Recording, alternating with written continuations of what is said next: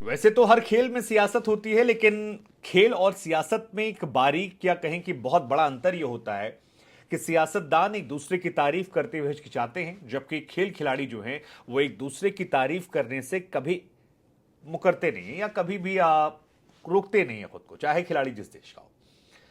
पाकिस्तान के कप्तान और दुनिया के नंबर 1 बल्लेबाज बाबर आजम ने जब 131 बॉल पर 151 की पारी खेली तो दुनिया उनकी तारीफें करने लगी, और इन तारीफों में दो तारीफें आई जो बहुत स्पेशल थी। एक तारीफ आई रविचंद्रन अश्विन की तरफ से, जिन्होंने नेपाल को मैच की शुरुआत में कहा था जब 20 ओवर हुए थे कि आपने कमाल की शुरुआत की है, ये मैच आपका हो सकता है अगर आप बाबर आजम पर काबू कर लेते हो। और अश्विन की कही बात बिल्कुल सटीक निकली, बाबर नहीं नेपाल रोक पाया और नेपाल ये मैच हार गया। ठीक है, नेपाल का अपना एक्सपीरियंस था, लेकिन बाबर की तारीफ फिर अश्विन ने कर दी। लेकिन दूसरी तारीफ जो है उससे बाबर आजम जो है एकदम गदगद हो गए हैं, और वो तारीफ आई है one of the greatest all time ODI या कहें इंटरनेशनल क्रिकेट में विराट कोहली साहब की। विराट कोहली ने बाबर आजम को लेकर जब स्टेटमेंट दिया तो बाबर आजम का रिएक्शन आया, कहा कि यार बहुत खुशी होती है। बाबर एक्चुअली ब्लश कर रहे थे, उन्होंने कहा यार बहुत खुशी होती है जब आपको इतने बड़े बड़े लेजेंड जिनसे आपने इतना कुछ सीखा है वो आपकी तारीफ में कसीदे पढ़ते हैं, और ये आपको इंस्पायर करता है और ज्यादा अच्छा करने के लिए, ये इंस्पायर करता है और ज्यादा अपने अंदर की काबिलियत को निखारने के लिए। और फिर इन दोनों की तरफ से वो चर्चा का जिक्र किया गया जब बाबर और विराट पहली बार मिले। हम आपको बता दें हाल फिलहाल में बाबर को लेकर विराट का एक और इंटरव्यू आया था, जिसमें विराट कोहली ने कहा था कि 2019 वर्ल्ड कप में पहली बार उनकी मुलाकात बाबर आजम से हुई थी। विराट बताते हैं कि इमाद वसीम, जिनके साथ वो अंडर 19 में खेल चुके थे, वो उन्हें पहले से जानते थे और उनके पास आए और कहा कि एक लड़का है हमारी टीम में, बहुत शानदार प्लेयर है और वो आपसे मुलाकात कर जाता है, बाबर आजम उसका नाम है। विराट कहते हैं कि मैं उनको जानता था लेकिन मैं मिला नहीं था, और उसके बाद हमारी मुलाकात होती है। उस मुलाकात में जो रिस्पेक्ट, जो लव, जो अफेक्शन उनकी तरफ से दिखाया गया वो कमाल का था। और अब इतने सालों बाद जब वही रिस्पेक्ट, वही लव, वही अफेक्शन मैं दोबारा देखता हूं तो मुझे लगता है यार इस लड़के में वो काबिलियत है कि ये इसको बहुत आगे ले जाएगी। और लेजेंड्स जो होते हैं वो ऐसे ही बनते हैं जब आप डाउन टू अर्थ, हम्बल होते हैं, क्योंकि आपको पता होता है कि आपका कैरेक्टर नहीं बदला है, और ये बातें आगे ले जाती हैं। इधर विराट कोहली को लेकर जब ये रिएक्शंस आए तो बाबर आजम भी गदगद हो गए, कहा कि यार इससे बड़ी बात क्या हो सकती कि जिनको आपने देखा, सीखा, समझा, जाना, जब वो आपको बताते हैं। बाबर आजम ने बताया कि 2019 वर्ल्ड कप में जब विराट कोहली अपने पीक पर थे, हालांकि फिर बाबर ऐड करते हैं कि अभी भी वो पीक पर है, मतलब ये बहुत ही स्लाइट वो जो 1 सेकंड का था जिसको कहते हैं ना कि आपने कह दिया फिर आपने कवर किया। माइंडली बाबर ने रियलाइज किया कि यार अब तो नंबर 1 मैं हूं। बट बाबर कहते हैं कि जब वो पीक पर थे, अभी भी पीक पर है, लेकिन तब मैं उनके पास गया था और बहुत कुछ सीखने गया था, और उन्होंने बड़े ही समय से मुझे दिया, सिखाया, बताया, और उन चीज़ों को जब मैंने अपने अंदर इंप्लीमेंट किया तो उसका नतीजा ये रहा कि मैं कमाल का बल्लेबाज बनकर निकला। और ये बातें फिलहाल सोशल मीडिया पर वायरल हो गई कि कैसे एक म्यूचुअल रिस्पेक्ट जो है वो दोनों तरफ से, दोनों लोगों को लेकर है।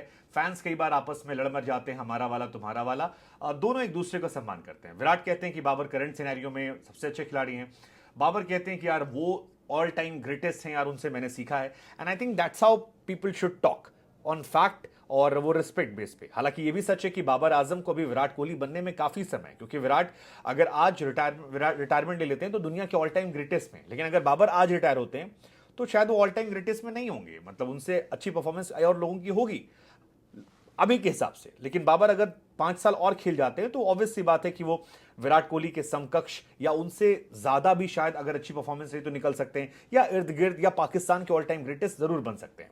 वैसे बाबर इस तरफ कदम बढ़ा रहे हैं और उसकी वजह है बीते मैच में जो रिकॉर्ड्स बने हैं। बाबर आजम की टीम ने 238 रन से मैच जीता, पाकिस्तान ने अकेले बाबर आजम ने 47 रन से नेपाल को हराया, और इस मैच में 14 रिकॉर्ड बने, जिसमें 7 रिकॉर्ड तो बाबर आजम के थे, जिसमें एक बड़ा रिकॉर्ड था सबसे फास्टेस्ट इस मैच में आपका 19 शतक लगना। मतलब बाबर आजम ने 102 पारियों में 19 शतक मारा है, जबकि विराट कोहली को करने में 124 पारियों का इंतजार करना पड़ा था। हालांकि विराट की शुरुआत स्लो थी, लेकिन बाद में विराट ने बहुत तेज कन्वर्ट किया है, वो उनका पीक टाइम था। और हाशिम अमला ने 104 पारी में किया, तो हाशिम का रिकॉर्ड जो है वो बीते मैच में बाबर आजम की तरफ से तोड़ा गया। तो ये एक बड़ा रिकॉर्ड जो है ये बाबर आजम के नाम। कल अगला रिकॉर्ड जो था वो था एज ए कैप्टन सबसे बड़ा स्कोर बनाने का। अब तक एशिया कप में किसी भी कप्तान ने 150 रन नहीं बनाए थे, और बाबर आजम ने जब कल 150 रन बनाए तो एक कैप्टन के तौर पर उन्होंने इतिहास रचा। एशिया कप में खेलने वाली सभी टीमों में वो पहले कप्तान हैं जिन्होंने ऐसा कारनामा किया है। हालांकि इसके पहले भी शतक लगे हैं और शतक भी उनके फेवरेट विराट कोहली ने मारा था। इससे पहले जो रिकॉर्ड था वो विराट कोहली के नाम था। 2014 में बांग्लादेश में विराट कोहली जब एज ए कैप्टन गए थे तो फिर उन्होंने 136 रन की शानदार पारी की थी बांग्लादेश के खिलाफ एशिया कप में। तो वो एक रिकॉर्ड था। उससे पहले ये रिकॉर्ड दादा के नाम था, उन्होंने भी बांग्लादेश के खिलाफ 135 रन की पारी खेली थी। तो ये भी अपने आप में एक बड़ा रिकॉर्ड बना। इसके अलावा एशिया कप में जितने भी आज तक के पाकिस्तान के बैट्समैन हैं उनमें सबसे बड़ा रिकॉर्ड जो है वो बाबर आजम के नाम रहा। बाबर आजम ने ये रिकॉर्ड बनाया 151 बनाकर। इससे पहले यूनिस खान के नाम ये रिकॉर्ड था। हांगकांग के खिलाफ उन्होंने 2004 में 144 रन की पारी खेली थी, उसका रिकॉर्ड जो है बाबर ने तोड़ दिया। एशिया कप में घरेलू मैदान पर सबसे बड़ा स्कोर जो है वही बाबर आजम का रहा। बाबर ने मुल्तान स्टेडियम में 151 बनाए और ये घरेलू मैदान पर सबसे बड़ा स्कोर है। बाबर ने श्रीलंका में अर्जुन राणातुंगा का रिकॉर्ड तोड़ा। 1997 में उन्होंने 131 रन बनाए थे जो उस टाइम का हाईएस्ट था। इस टाइम इनका हाईएस्ट, उसके पहले दो हाईएस्ट जो थे दोनों श्रीलंका के थे।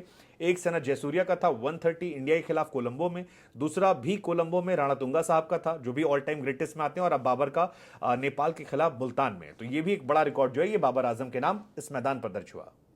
एक और रिकॉर्ड जो बाबर आजम के नाम दर्ज हुआ वो ये था कि as a captain Babar Azam उन खिलाड़ियों में हो गए हैं जिन्होंने 2 बार वनडे में 150 प्लस स्कोर किया।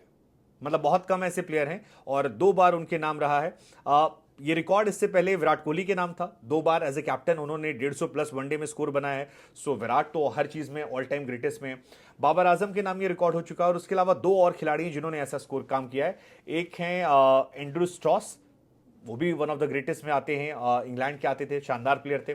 और दूसरा एरॉन फिंच जिन्होंने हाल फिलहाल में संन्यास लिया है, तो वो भी उनके नाम एक था।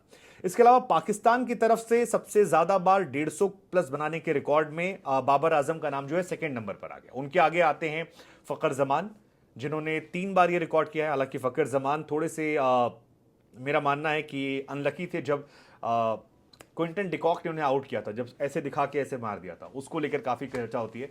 मुझे लग रहा था उस मैच में 200 डिजर्व करते थे, लेकिन क्विंटन डिकॉक ने बड़ी होशियारी से उसको लेकर भी अलग चर्चा हो जाए क्रिकेटिंग स्पिरिट को लेकर, लेकिन ठीक है।